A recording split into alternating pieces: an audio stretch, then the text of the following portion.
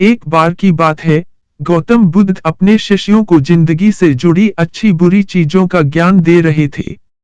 सभी शिष्य उनकी बातों को बहुत ध्यान से सुन रहे थे। उन सभी में एक शिष्य ऐसा था जिसे प्रश्न पूछने की बहुत आदत थी। वो उठकर गौतम बुद्ध के पास गया और उनसे बोला, आप हमें जिंदगी के बारे में जो कुछ सिखा रहे हैं, उस सब का क्या फायदा, क्योंकि हम में से बहुत से बच्चों को ये भी नहीं पता कि हमारे जीवन का मूल्य क्या है और ये जीवन हमारे लिए कितना कीमती है। पहले आप हमें ये बताइए कि इस जीवन का मूल्य क्या है। अपने शिष्य की बात सुनकर गौतम बुद्ध अपने कक्ष में गए और एक चमकता हुआ पत्थर का टुकड़ा लेकर आए। वो टुकड़ा उन्होंने अपने शिष्य को दिया और बोले, मैं तुम्हें इस जीवन का मूल्य तब बताऊंगा जब तुम इस पत्थर का सही मूल्य पता लगाकर आओगे। साथ ही ये ध्यान रखना कि तुम्हें ये पत्थर का टुकड़ा किसी को बेचना नहीं है। गौतम बुद्ध की बात मानकर वो शिष्य बाजार की तरफ चला गया। बाजार में सबसे पहले उसकी नजर एक फल बेचने वाले पर पड़ी और उसने वो पत्थर उस फल वाले को दिखाया और बोला, इस पत्थर के बदले आप मुझे कितने फल दे सकते हो। फल वाला बोला, ये पत्थर कुछ खास तो नहीं है, लेकिन फिर भी इसके बदले में तुम्हें 10 केले दे सकता हूँ। वो शिष्य उस पत्थर को लेकर आगे चला गया। फिर उसे एक सब्जी वाला मिला। शिष्य ने उस सब्जी वाले से उस पत्थर की कीमत पूछी। सब्जी वाले ने उस पत्थर को ध्यान से देखा और बोला, इस पत्थर की कीमत के बदले में तुम्हें ज्यादा से ज्यादा एक बोरी भर कर सब्जियां दे सकता हूँ। इसके बाद वो शिष्य उस पत्थर को लेकर एक सोने के व्यापारी के पास गया। उस पत्थर की टुकड़े की चमक देखते ही उस सुनार ने उसकी कीमत 100 सोने के सिक्के लगाई। शिष्य ने वो टुकड़ा बेचने से मना किया तो वो सुनार उसके बदले 200 सोने के सिक्के देने को भी राजी हो गया। लेकिन शिष्य ने वो पत्थर नहीं बेचा। इसके बाद वो शिष्य एक हीरों के व्यापारी के पास गया और उनके सामने उसने वो पत्थर के टुकड़े को रख दिया।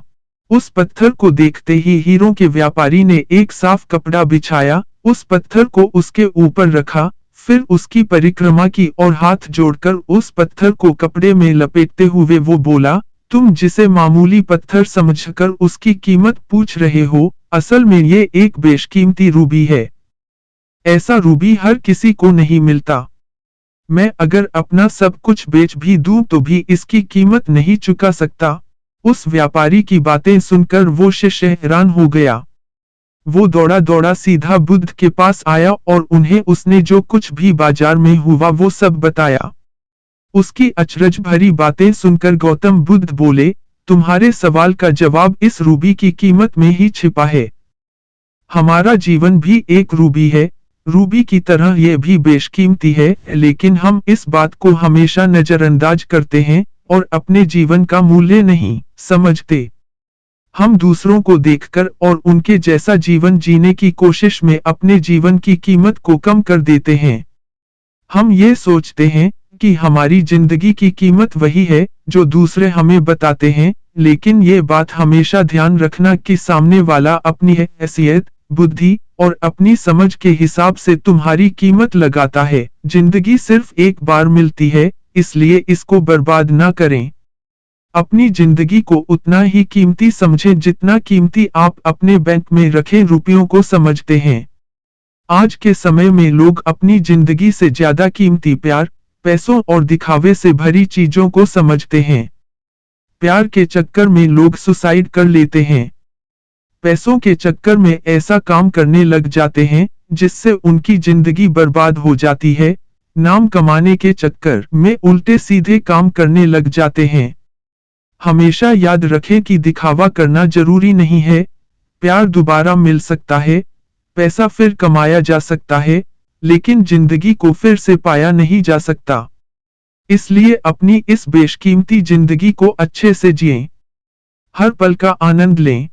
कभी ये ना सोचें कि आप इस दुनिया में किसी काम के नहीं है, ना कभी ये सोचें कि आपकी जिंदगी व्यर्थ है। आपके होने या ना होने से कुछ फर्क नहीं पड़ता।